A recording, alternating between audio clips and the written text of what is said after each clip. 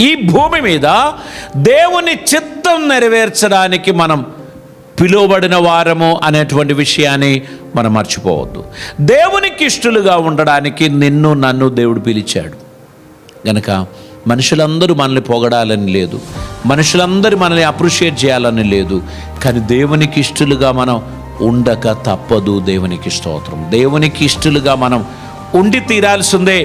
అప్పుడు దేవుడు తన కృపను మన జీవితంలో అనుగ్రహించి మనలని ఆశీర్వదిస్తాడు. దేవునికి స్తోత్రం.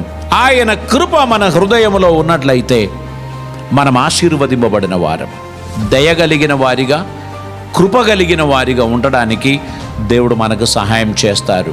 ఎందరూ తల్లిదండ్రులను ప్రేమగా చూస్తున్నారో నేను ఒక దైవ సేవకునిగా మీకు చెప్తున్నాను, ఖచ్చితంగా దాని రివార్డ్ మీరు పొందుకుంటారు, దాని ఆశీర్వాదం మీరు పొందుకుంటారు. మీరు మీ తల్లిదండ్రుల ఎడల చూపిన ప్రేమకు, ఆదరణకు, మంచి పరిచర్యకు అద్భుతమైన ప్రతిఫలం దేవుడు మీకు ఇస్తాడు.